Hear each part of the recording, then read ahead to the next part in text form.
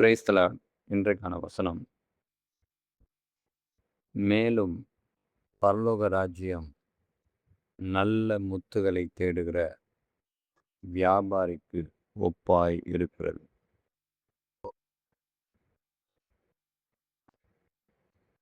நல்ல முத்துகள், பரலோக ராஜ்யம் என்ன சொல்லுது இந்த வசனம்? பரலோக ராஜ்யம் என்பது நமக்கு தெரிஞ்சிருக்கும். ஆனாலும் அந்த பரலோக ராஜ்யம் நல்ல முத்துக்கு ஒப்பாய் சொல்லப்பட்டிருக்கிறது. முத்து அப்படிங்கும்போது விலையேறப்பெற்ற ஒன்று, சம்திங் ஸ்பெஷல் அப்படிலாம் நம்ம பார்க்கலாம்.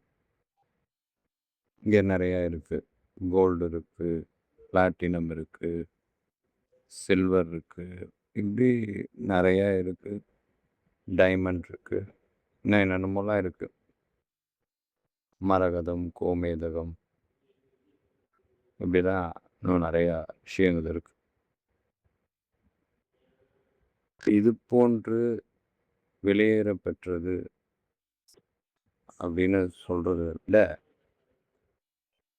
இது எல்லாவற்றிற்கும் மேலான ஒன்று தான் பரலோக ராஜ்யம்.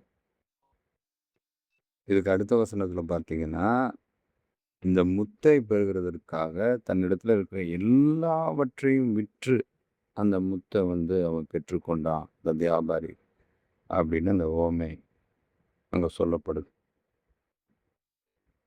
என்ன இந்த ஓமை நமக்கு கற்றுக் கொடுக்கிறது? இந்த முத்தை நம்மத்துல இருக்கிற எல்லாவற்றிற்கும் மேலான ஒன்று. நம்ம பார்க்குற இந்த முத்து இல்லை, இந்த சிப்பிக்குள்ள இருக்குமே அந்த முத்து இல்லை. இந்த முத்து இயேசு கிறிஸ்து.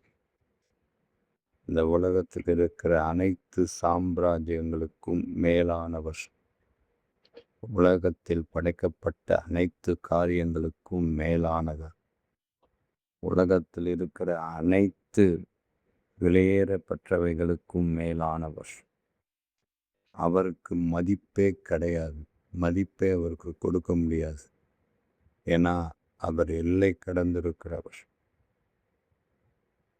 அவருக்கு இதுதான் அளவு, இதுதான் ஒரு மதிப்பு, இதுதான் அவருடைய விலை அப்படின்லாம் எதுவுமே நிர்ணயிக்க முடியாத ஒரு தெய்வம் இயேசு கிறிஸ்து.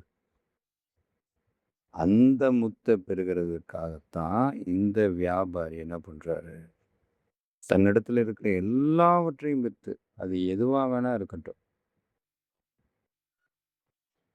எல்லாவற்றையும் விற்று அதை கொள்ள அவர் முயற்சி செய்கிறார்.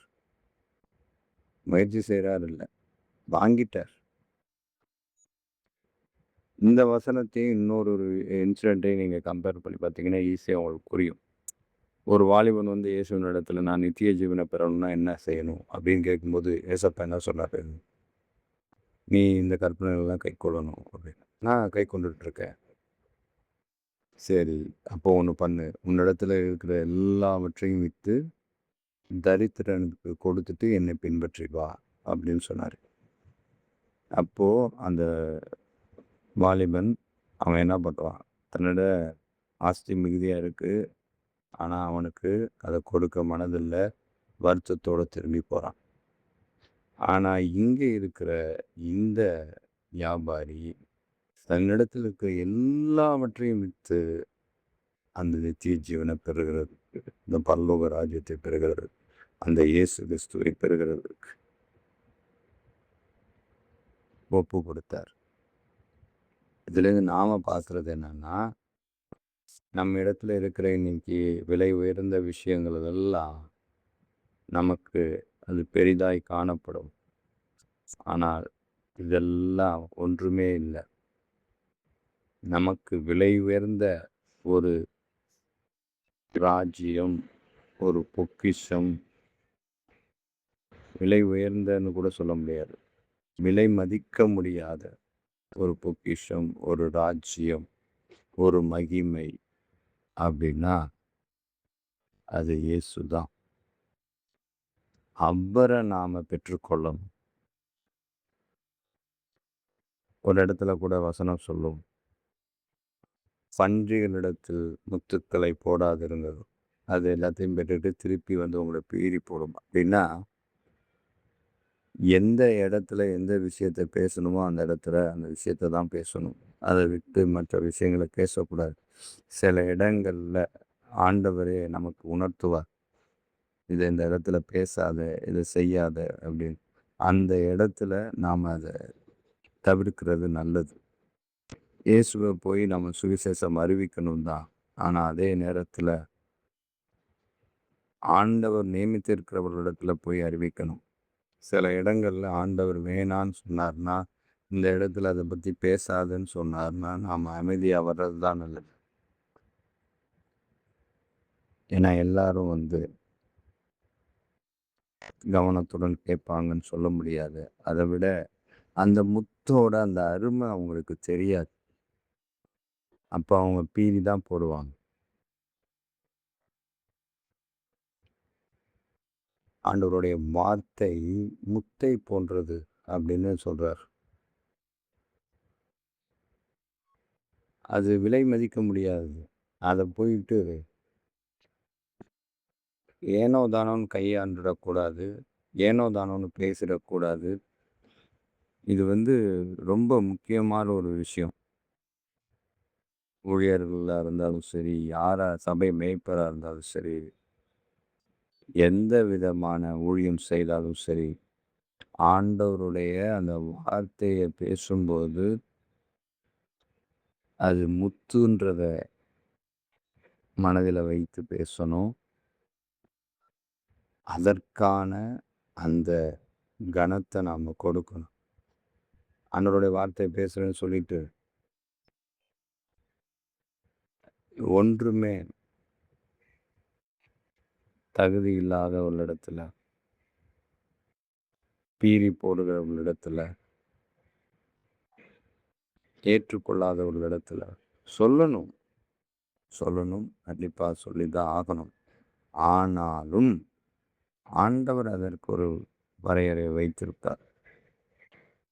எங்க சொல்லணும், எங்க சொல்லக்கூடாது, எங்க பேசணும், எங்க பேசக்கூடாது அப்படின்னு. அவரு தான் சொல்றார்ல, உங்கள ஆலோசனை சங்கத்துல கொண்டு போய் நிறுத்துவாங்க. ஆனா நீங்க பயப்படாதீங்க. என்ன பேசணும்னு பயப்படாதீங்க. நான் உங்க வாயில வார்த்தைய போடுறேன். அதுபோல அவர் வந்து அத சொல்லுவாரு. அப்ப அத நம்ம செய்யணும்.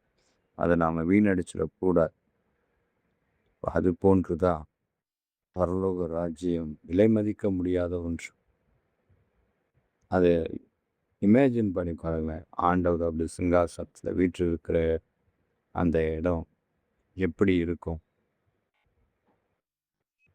அது நம்ம கண்ணால் பார்த்ததும் கிடையாது. நம்ம எண்ணத்துல தோன்றுனதும் கிடையாது. அத விட ஒரு மேலான காரியமா இருக்கு. அத உங்களால இமேஜினே பண்ணி பார்க்க முடியாது. அப்படி ஒரு விஷயம் அங்க இருக்கும். அந்த பரலோக ராஜ்யத்துல.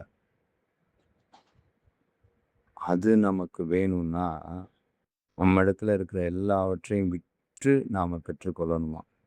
என்ன அர்த்தம்? பரலோக ராஜ்யத்தை நாம பெற்றுக்கொள்ளணும். அந்த விலையேறப்பெற்ற விலை மதிக்க முடியாத அந்த இயேசு கிறிஸ்துவ நாம பெற்றுக்கொள்ளணும்னா, நம்மிடத்துல இருக்கிற அநேக விஷயங்கள, அநேக காரியங்கள நாம விற்று அத பெற்றுக்கொள்ளணும்.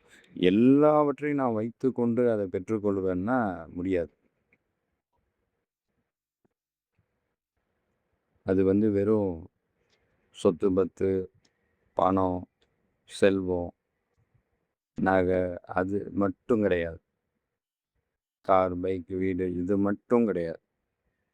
இதெல்லாம் விட நம்முடைய அந்த குணம், நம்மளுடைய அந்த வாழ்க்கை அதுதான் பரிசுத்த வாழ்க்கையா இருக்கா? உண்மையான வாழ்க்கையா இருக்கா? நீதி உள்ள வாழ்க்கையா இருக்கா? எப்படி வாழ்ந்துட்டுருக்கோம்? அதுதான் முக்கியம். அந்த மாதிரி மற்ற அனைத்தையும் நாம விற்று முத்துகளை கொல்லணும்னா, அந்த முத்தை பெறணும்னா, இயேசுவை பெறணும்னா, இப்படிப்பட்ட விஷயங்கள் எல்லாம் நம்ம விற்று இன்னைக்கு நமக்கு தெரியும் எதெல்லாம் நாம விற்கணும் அப்படிங்கிறது. விற்கணும்னா விடணும்னு அர்த்தம். எதெல்லாம் நாம விடணுன்றது நமக்கு தெரியும். அதெல்லாவற்றையும் நாம விட்டாதான் அந்த முத்தை நாம பெற முடியும். அது நிரந்தரமா பெற முடியும். ஏதோ தற்காலிகமா பெறது கிடையாது. நிரந்தரமா பெற முடியும். இல்ல நான் எல்லாவற்றையும் வைத்துக் கொள்ளுவேன். நான் முத்தையும் பெறுவேன்னா, அது நடக்காது. அப்படிங்கிறது தான் இந்த வசனத்தின் மூலமா நாம தெரிந்து கொண்டிருக்கிற காரியம். காதுள்ளவர்கள் கேட்க கடவர்கள். ஆமென்.